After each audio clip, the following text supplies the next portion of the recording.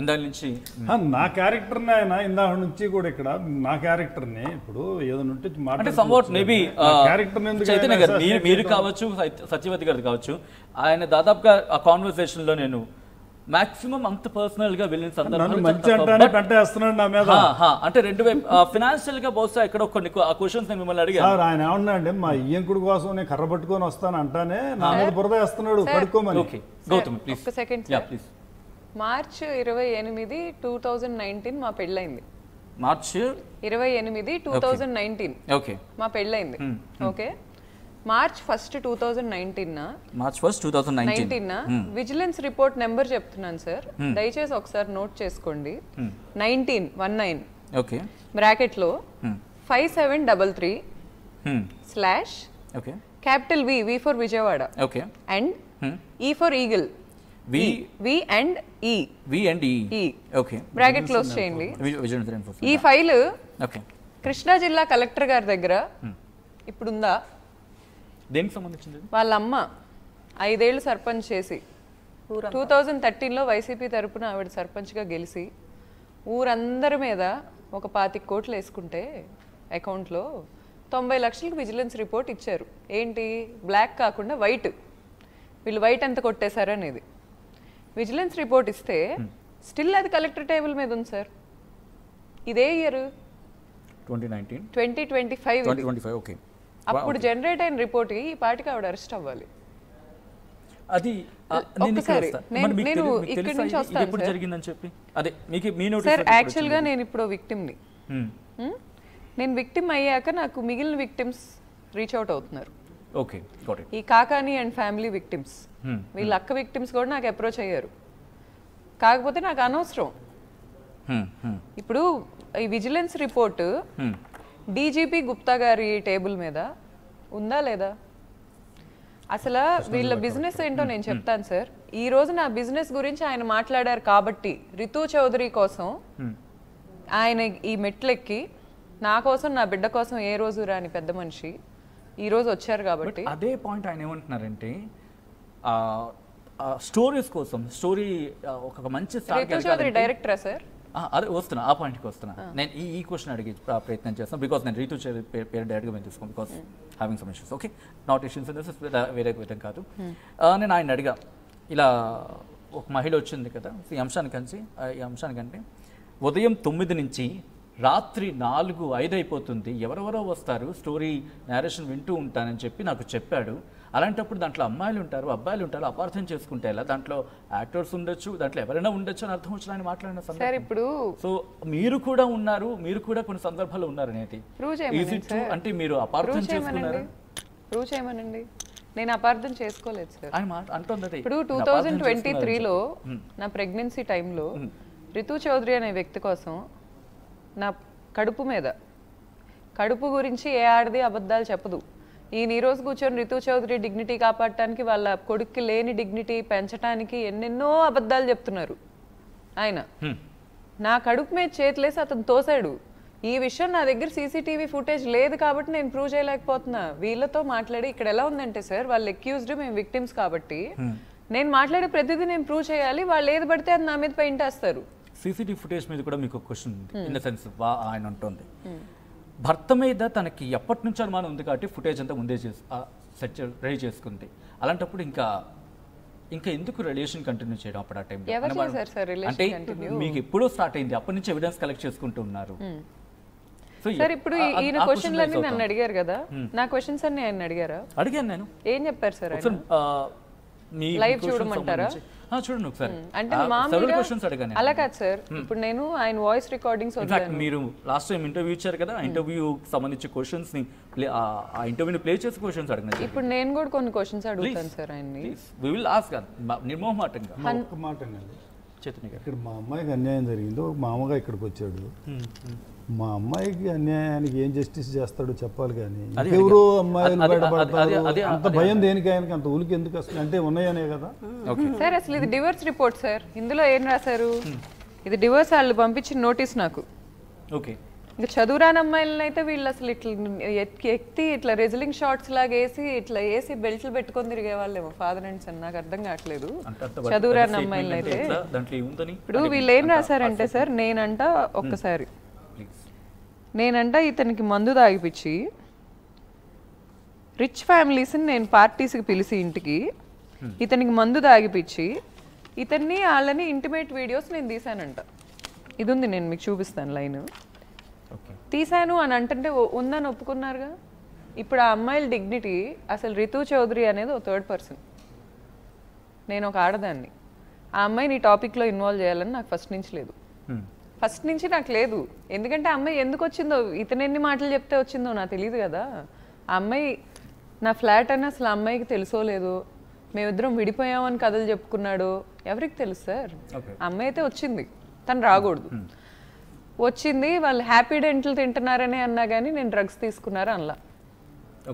నాకు డౌట్ అయితే ఉంది, నాకైతే డౌట్ ఉంది.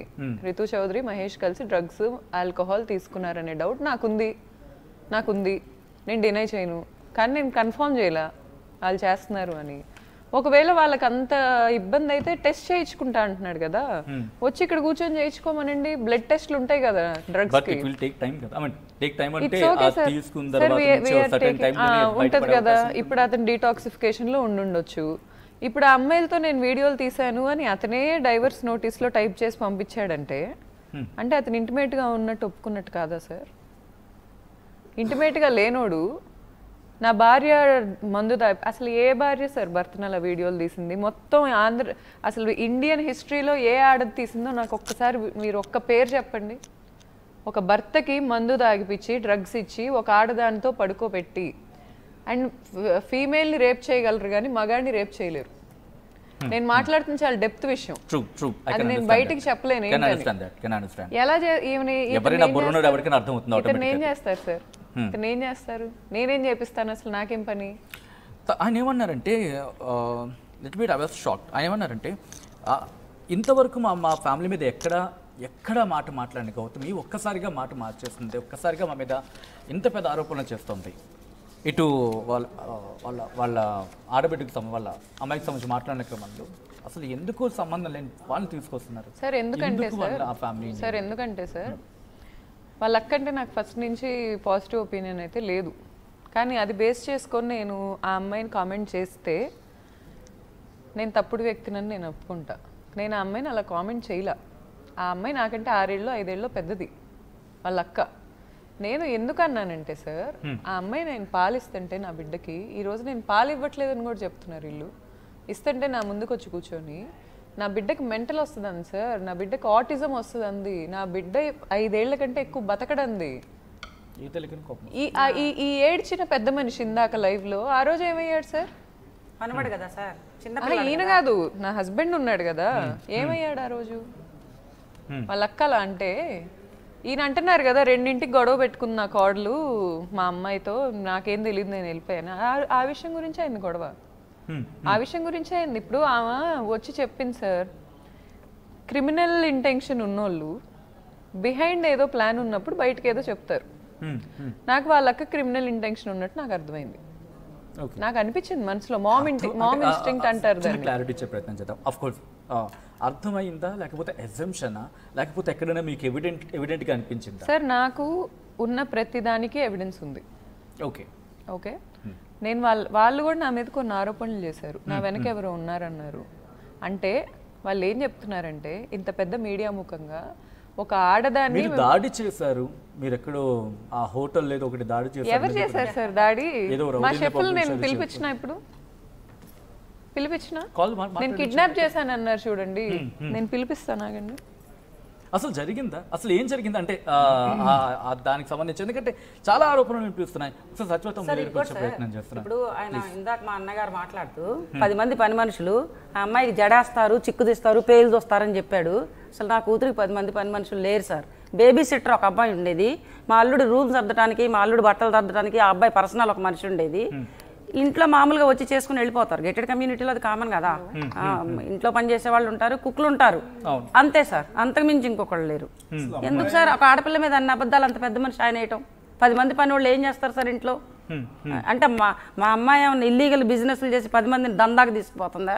ఏం చేస్తుందని మా అమ్మాయి 10 మంది ఆడవాళ్ళని ఇంట్లో పెట్టుకుంటుంది?